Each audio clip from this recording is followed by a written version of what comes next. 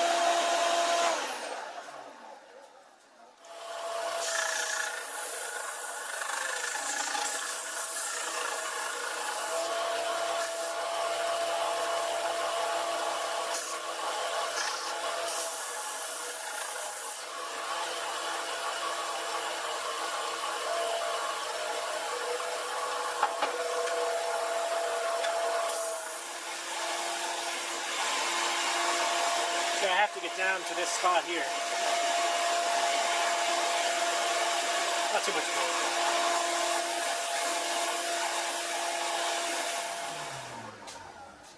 So it's a little more curved and sleigh-like kind of one.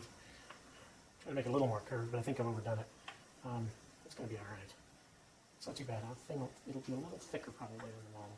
The stuff usually starts out thicker. You see it's a little shorter. The model sticks out a little past the end there. It's because it was supposed to be curved and straightened out, so it didn't quite work, but it's coming along. I got to carve these wings onto it, right? That's what makes it sort of a flying squirrel shape, is that we leave like a central tube that's thicker, and then put little wings on the side. That's going to be tough. That's all going to have to be done with the Dremel. A selection of bits. Let me show you that. I don't know exactly which bits to use. These are Dremel branded bits here, and you know that one's good for cutting flat surfaces. Oops, this one. I saw in a video that the guy makes all his pipes with nothing but this. I haven't had the best of luck with that one, to tell you the truth.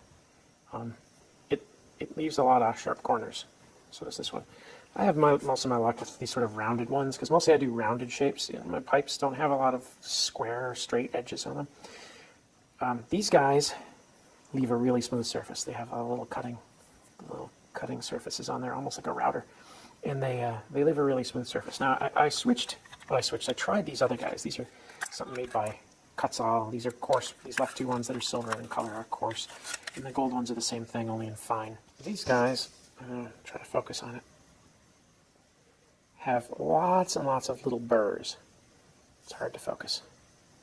They have lots of little burrs, almost like a wire brush, only it's very, very stiff. A really super stiff wire brush. And these guys take off a lot of material. I mean, they're good. The problem is they leave the wood pretty scuffed up when you're done. So, you know, I used the coarse ones in the last pipe. I used the coarse ones to remove a lot of, well, not the last pipe, gosh, 2-3 pipes ago. I used the coarse ones to remove a lot of material. And then I tried to smooth it out with the fine ones, which didn't really help a lot. And I ended up having to go to one of these, you know, to smooth it out, and then sanding. So I'm going to try it again. I've only made one pipe with these. I got a lot of material to remove. Probably this more Christmas tree shaped one will be the one I want, because I'm going to make those sides. I think that where the wings meet the shaft is probably a tighter radius than this guy can cut this sphere. So I'll probably go in there with this, try to make that, and then follow it up with this to smooth it out. Maybe go through that in the middle. I don't know. We'll see.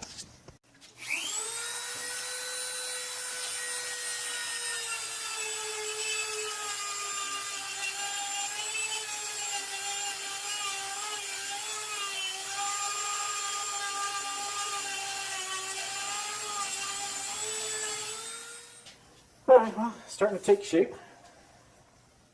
It's not, that close yet, but it takes a while. You slowly work your way in. You're making little wings. They're not symmetric yet. Trying to fix that curve. I think I may sand that down a little bit. Sort of, it's just a little too curved because the wing's going to come sort of like this. There's a big lump right here. I'm not sure what to do with that.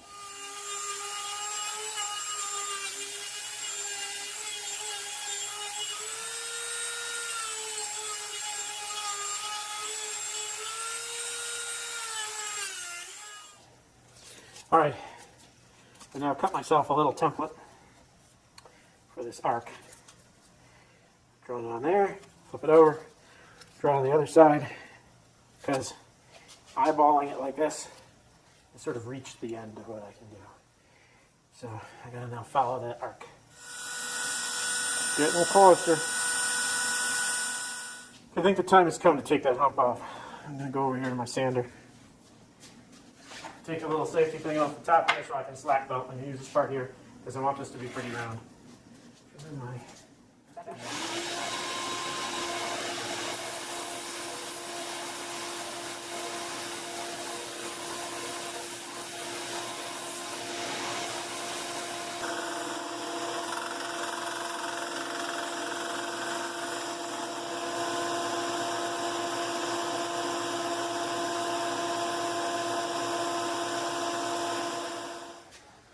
Okay, I like that profile better.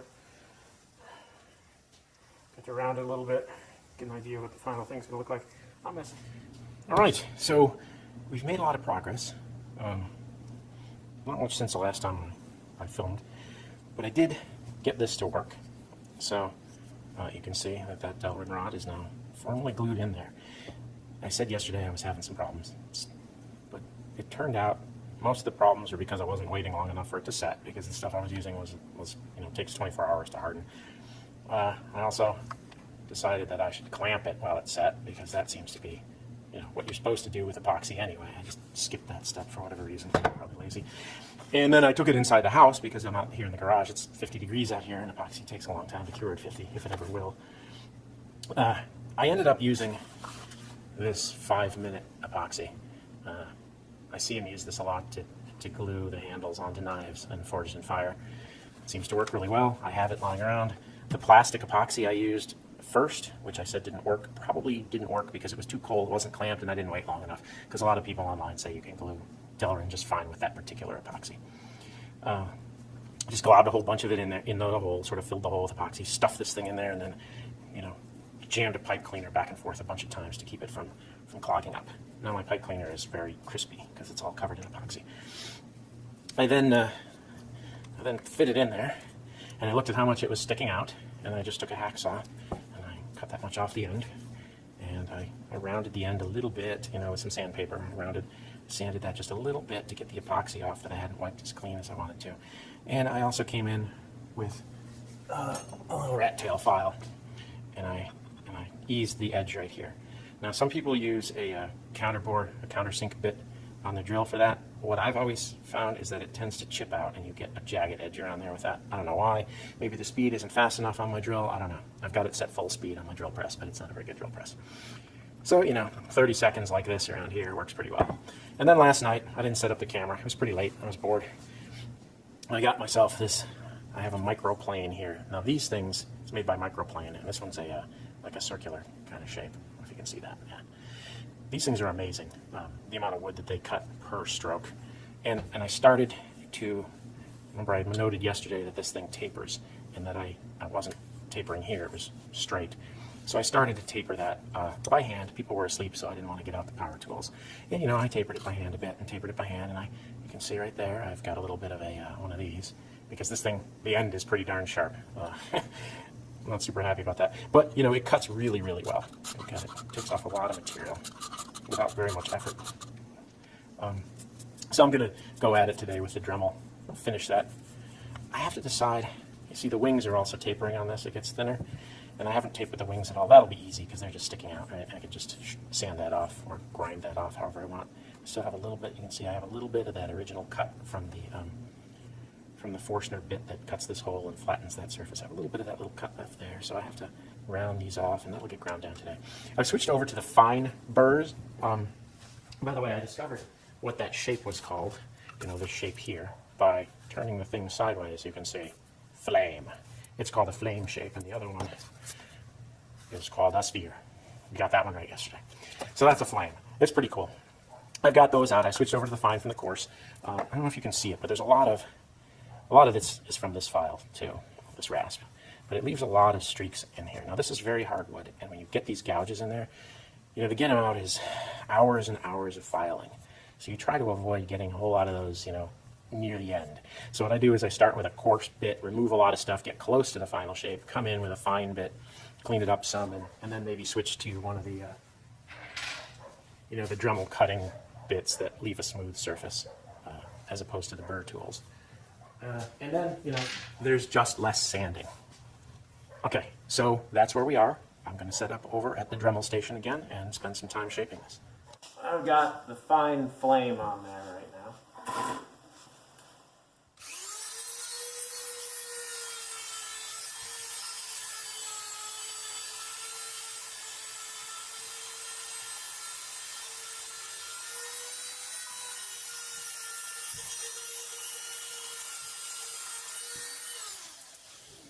So you can see, hopefully, it's made it much smoother. Maybe you can't see. I don't know. I can't tell, because I don't have a monitor for that. But it's making it quite a bit smoother. Right? There's still some gouges that are left over from before. But that smooths it out quite a bit. It's still not, you know, ready to be sanded, but it smooths it out quite a bit. Okay, I've tapered the wings to sort of a point here rather than having them blocky like they were a minute ago. It's not really done. This is all done with a fine burr. Still leaves a lot of scratches. They're just smaller than with the coarse burr.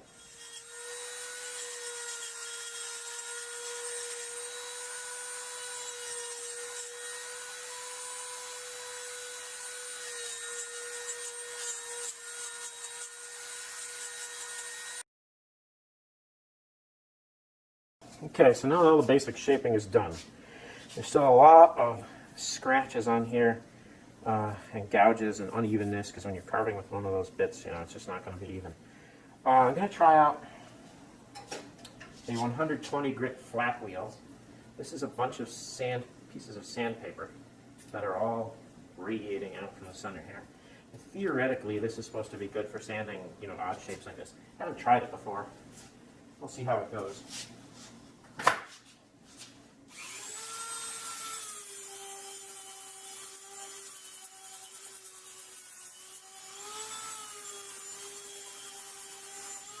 Well, that's okay.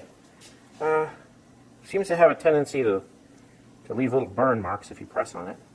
And it's quite a bit smoother.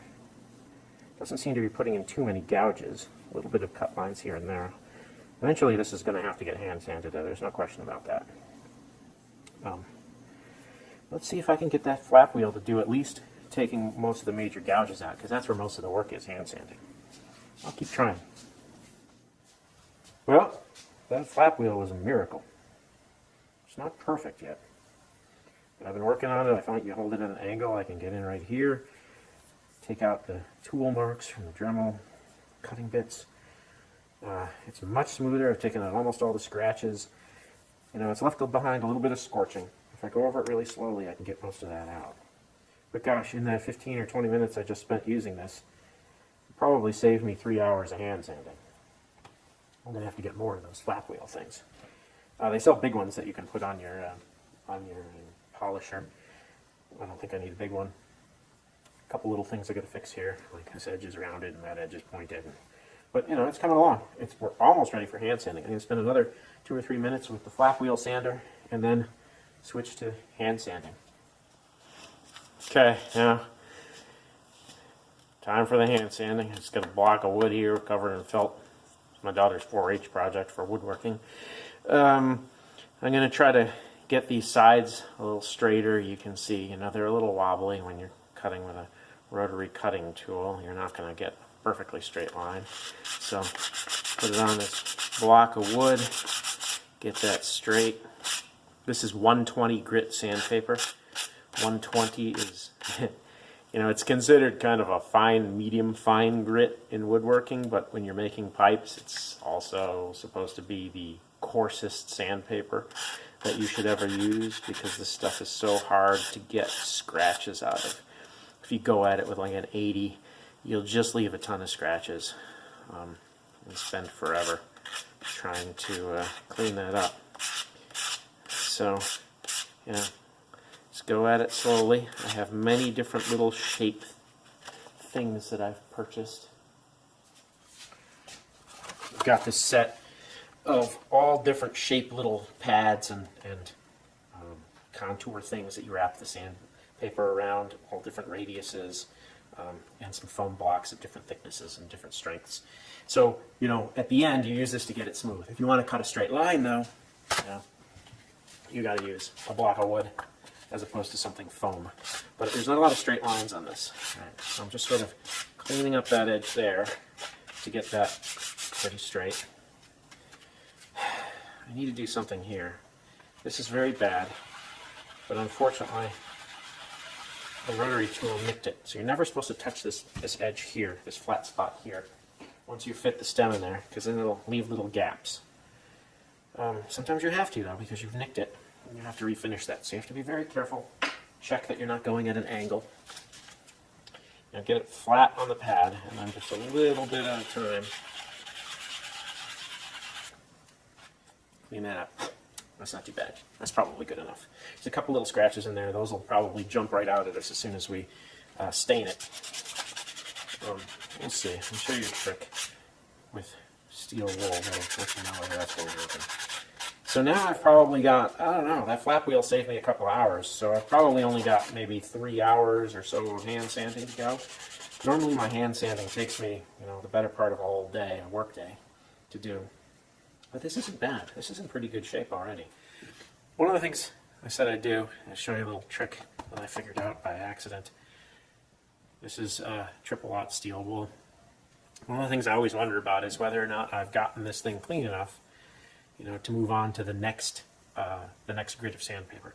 I can pretty clearly see I haven't. But one of the tricks you can do is try to polish it a little bit with some very fine steel wool, because what ends up happening, the steel wool gives it a nice shine, but it also ends up leaving traces behind anywhere where there's tool marks left over.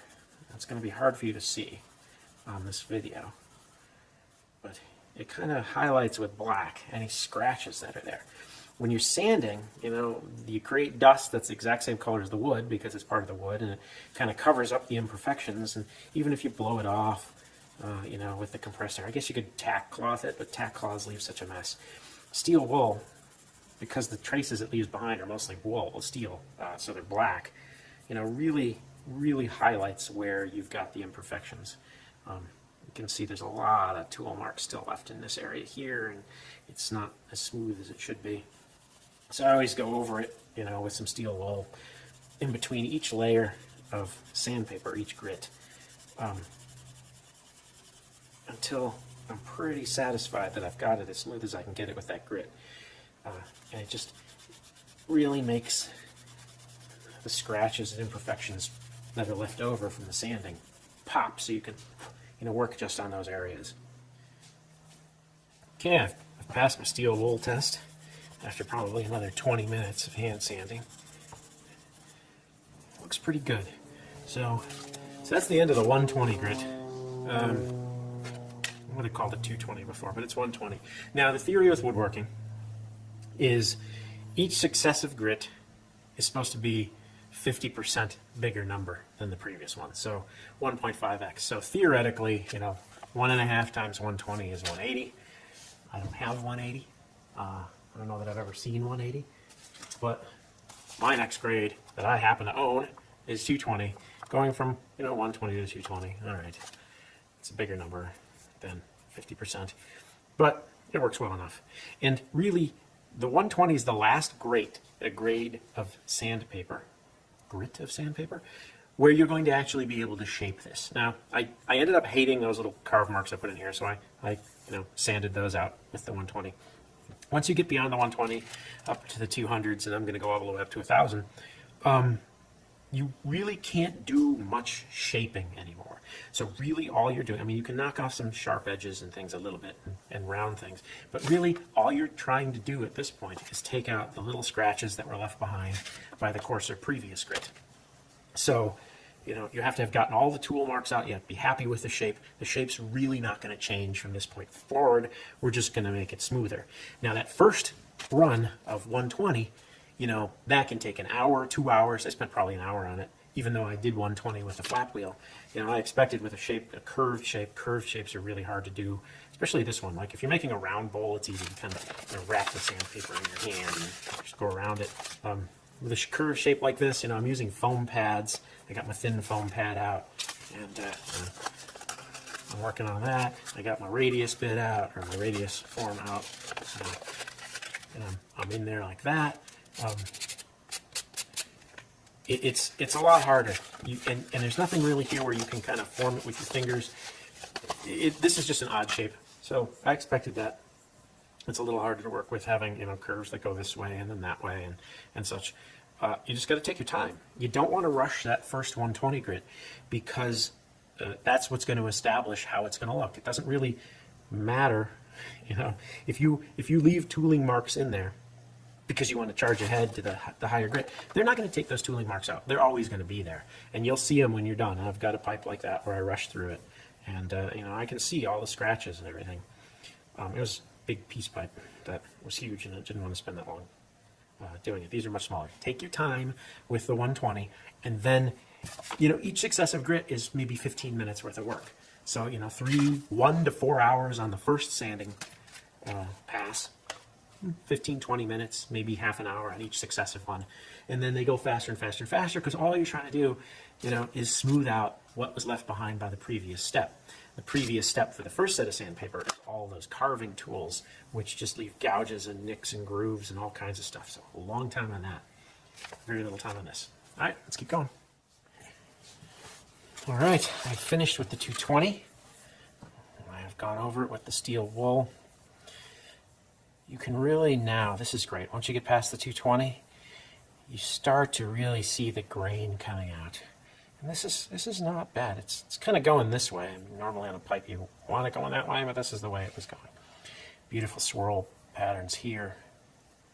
This is going to look good. Now, this is grade 2 Ebichon. Right? So I didn't spend the money for the grade 1. You can see, maybe, we've got some little pock marks that are opening up in there. There's another one over here. That's the risk you run with any burl. You don't know what's inside, right? It's not bad. They're small, and I'm just going to leave them alone. Mostly, you're not going to notice them. I mean, they'll be there, but it's a piece of wood, right? It's supposed to look organic. If you try to fill anything this small, it's going to look like a mess. I've tried to do it on my first pipe. I had a lot of these things open up, big ones, little ones. I filled them all. You use a mixture of wood glue and all the sawdust that you get when you carve this, and you know, you sand it off. It always leaves a little stain around it where the wood glue has saturated the wood around it. It stains okay, but it never stains exactly the same color. So if you can leave those alone, you're way better off leaving them alone than you are trying to do anything about it.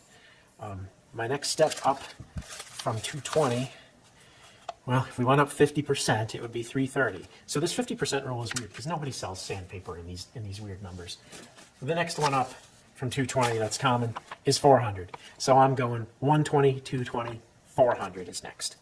And this one's going to take even less time, right? Each successive grit takes less and less time because there's less and less that you actually have to do. This is pretty darn smooth already. Going over it with the steel wool in between helps smooth it out quite a bit. Triple-aught steel wool, I looked up what grit it is. I think it's roughly equivalent to an 800, but don't quote me on that. I have to look it up again to know for sure. But you know, it's giving you an idea of what your final finish is going to look like, and you know, if there's scratches that this doesn't take out, then you got to get them out with that. All right, I will come back in a bit. Thing I should mention: when I start to get up to the 400 grit, I like to hook those two things together and do them as a unit as much as possible. Now, I don't do it before that because it gets in my way. A lot of people say, oh, it should always be there because that's how you protect that that flat area there, you know. All right, whatever. I don't know how you sand up close like this with that thing in the way. But you do have to go through the same progression on the stem, you know, that you started with on the pipe, on the stummel, to get, particularly along these side grooves, there's molding lines up and down the side. And they can be tricky to get out. Having one of these curved things really helps. I've got like 4 different radiuses in this kit. This one gets in here reasonably well, better than any of the others. But you have to get in, you have to get those molding lines out. It's tough to do, because though it looks like it's just a flange sticking out, usually the mold is slightly misaligned, and you shave that flange off and you still have a little divot. So you got to spend some time, you know, particularly I find that on these curves it's pretty bad. Now I've already worked on this a little bit, so I've gotten it mostly out. There's a little bit here left. You can see there's a little there, so I'll have to go over on that. Now this stuff sands, it's much softer, so you don't want to use too much pressure. You'll end up making the thing look oddly shaped. But you do need to get all those little lines off of there. And typically you'll have a little bit of you know, nastiness up here at the top from the molding. Let's go over that. I'll smooth those edges off a little bit, because your mouth's going to go in there. You really don't want sharp edges near your mouth. I'm not going to do steel wool on this, because steel wool on vulcanite just makes a mess. So, you know, there's the 120, and you do the 220, then I'll go over this with a little 400, then I'll put the 2 pieces together and keep them together, you know, for the rest of the time. It's okay to do the whole stem. I'm going to polish this up later. So, you know, don't worry about scratching it up. This isn't the final finish. You're going to put the final finish on with the polisher. So you are, at least as you get to the higher grits. The lower grits I tend to just do, you know, the molding lines with, because it does put in quite a bit of scratches. Now with this bottom part here, I'm kind of going all the way around to even it out.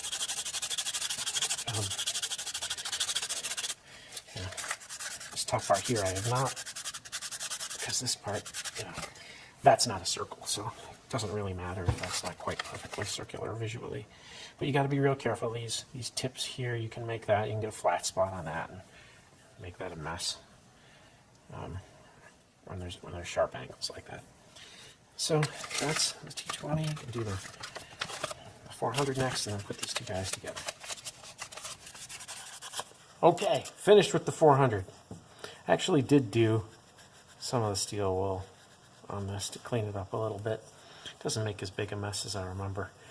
From this point on, I switch to these little foamy pads. This is a 600 grit, so going from 400, 1.5 times that, 600. This is the first time I actually have the right number. So this is a 600 grit. I like the foamy pads.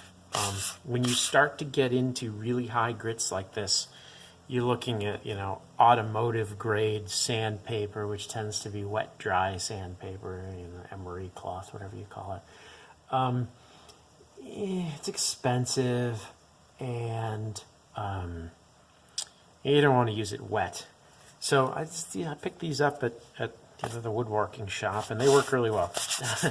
Now you see this brown stuff is, I've sanded a couple of guys after I've stained them. I've seen a scratch. Sometimes a scratch will pop out when you stain it, and you go back and you sand and it leaves a mess. And the vulcanite also leaves brown all over this. These guys, this is, you know, pipe number 7 on the same foam pad.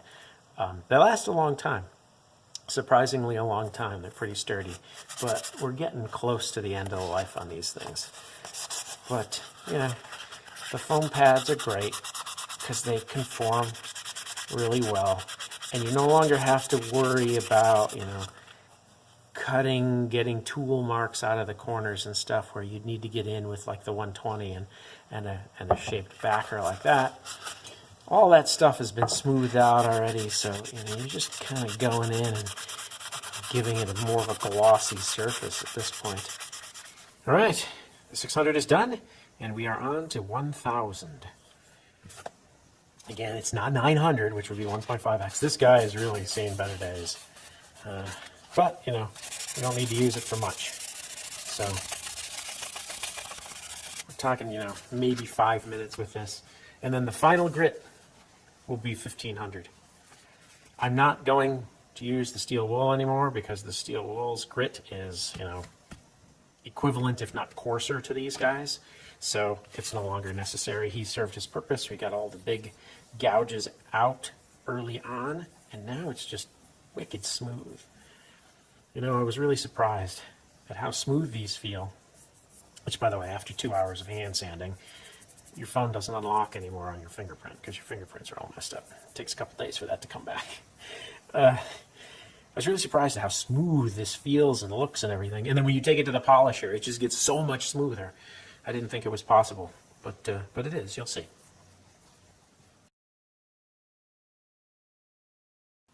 Okay, now it's time to bend the stem. I'm just going to put a little downward bend on it. It's going to be pretty straightforward. I'm using just a heat gun. I have it set to the low heat. You'll see why in a second. It's mainly because you're going to be working in front of it with your fingers, and you don't need that much heat to bend this, and you don't want to burn your fingers off. And then I got a bath of ice water, so that when you get it set to the right angle, whoop, into the ice water, and then it will stick right in place. If you don't cool it quickly, you either have to hold it while it cools, which will eventually make your skin really hurt because it's pretty hot. Or if you let it cool on its own, it will straighten out most of the way. So if you want it to hold the curve, once you've got the curve, boom, right in there. I like to curve these by hand. You can curve them around a template. It's harder to work with. It's harder to get it into the ice bath. I haven't found it produces any better results. I've put a pipe cleaner down the center there. You'll see that on all the videos. If you don't do that, when you go to bend it, it will pinch off at the center. Potentially it will crush in the inside, and the air chamber won't work anymore. You won't be able to draw from it. If you mess up the bend, it's very easily recoverable. You just heat it up again and do it again. There's no permanence to this. If you end up crushing the air hole because you've forgotten to put this in, I don't know if you can heat it up again and jam one through, because I haven't had that happen. I always try to remember that. I bent one without it. It still was okay. I forgot it. So let's heat this up. It doesn't take very long.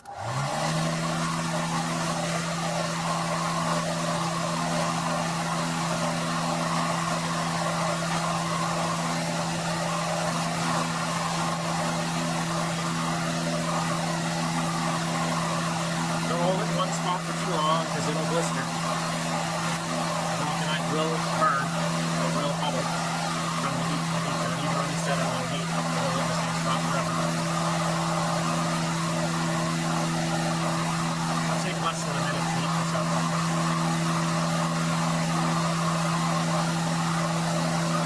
Oops, it's already starting to blister.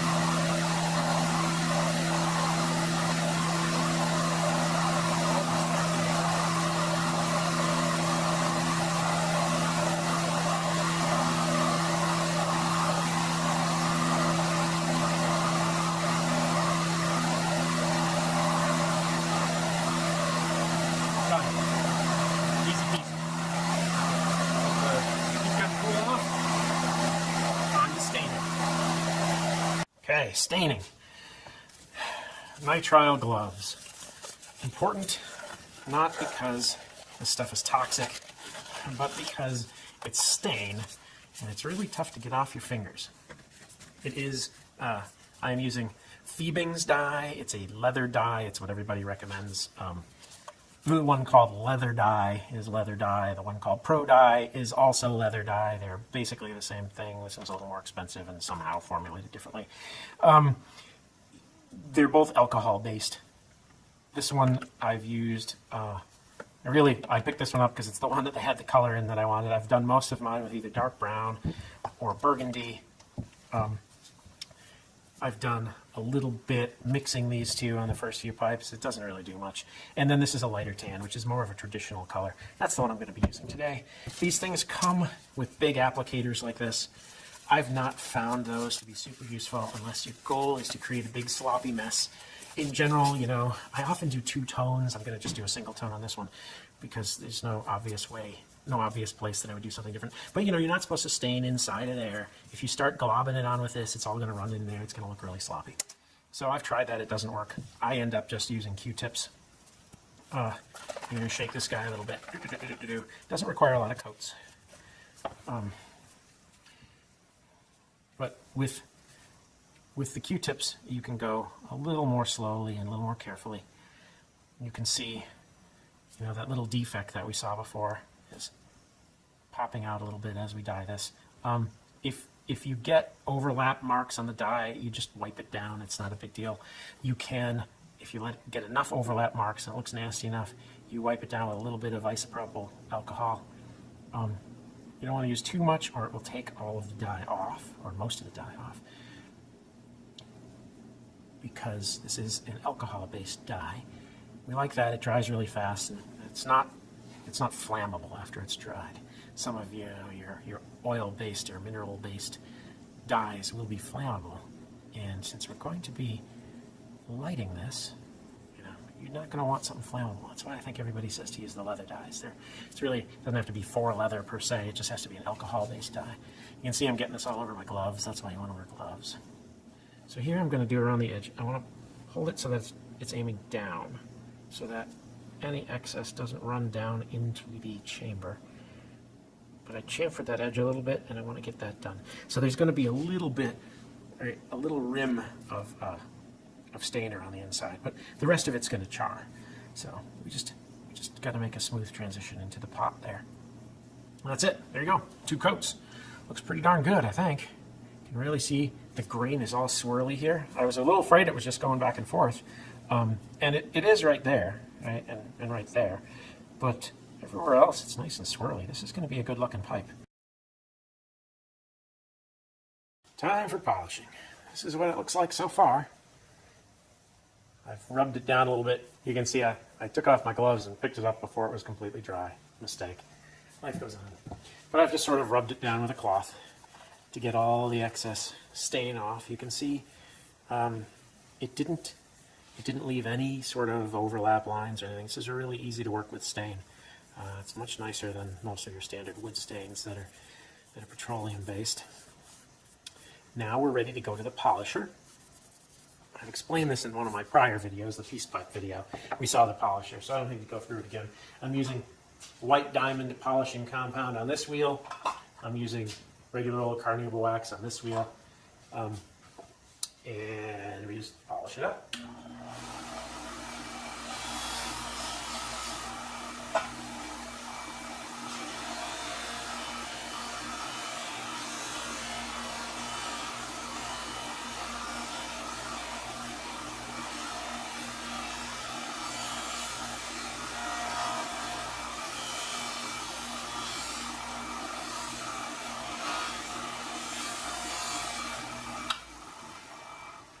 All right, look at that.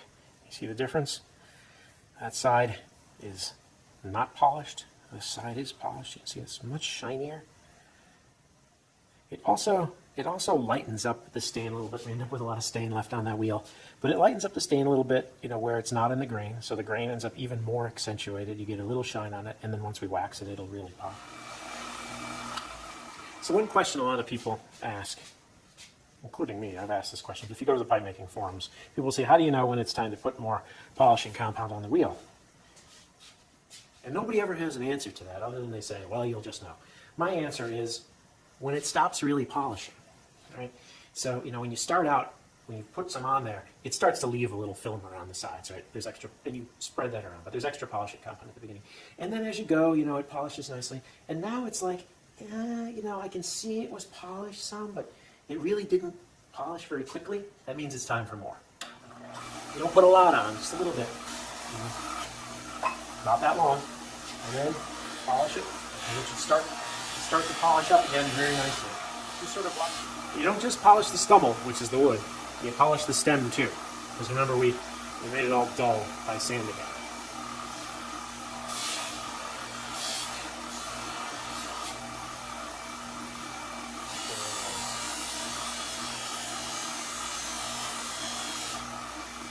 You can see just a little bit of polishing starts to shine versus the very dull side where we sanded it. So it doesn't take a lot of polishing to get it shiny. Polishing wheels don't hurt your hands, so you don't have to worry about nicking your fingers or anything. All right, that looks like it's polished. Looks good. Looks really good. All right, now we move to the other wheel with carnauba wax. Oh, look at that. My hand is getting all nasty.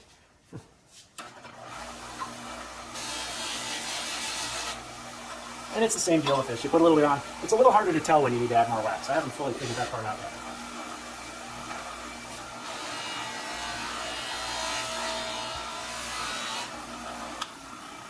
All right, there you have it. That's 3 coats of carnauba wax. It's nice and shiny. Beautiful, beautiful wood grain. I really like that. Now, people will tell you, oh gosh, you want that to go this way because, I don't know, something called a straight grain pipe. The grain goes in the direction of the bowl, whatever. Mine always end up this way. I think it's the way they cut the blocks before they get to me. There's only really 1 or 2 ways you can use the block to make a pipe. Right?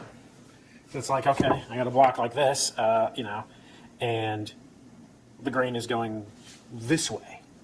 What am I going to do? Nothing, right? There's nothing you can do.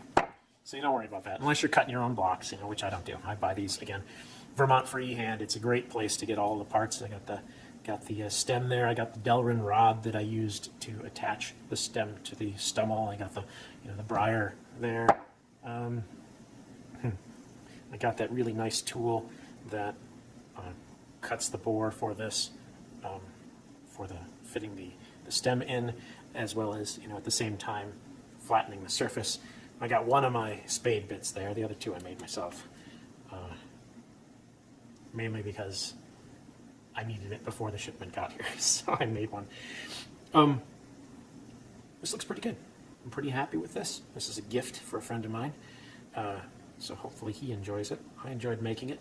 The flaws, not too bad. You see, you can barely see them there. There's one there, a little there. The biggest one's right there. There's none on the back. Looks good. Draws well. It should be a good smoker. I may have to smoke it first before I give it away, just to see how it works. Right, there you go. There you have it. Now I have to spend roughly an equal amount of time editing together the video for YouTube. I will see you on the video when it's done. Please, subscribe to my channel. I have, maybe 6 subscribers right now. I could always use more. I don't make any money off of my YouTube channel because nobody monetizes 6 subscribers. All of whom are people that mostly they're people I drink with. Okay, I'll see you next time. Bye.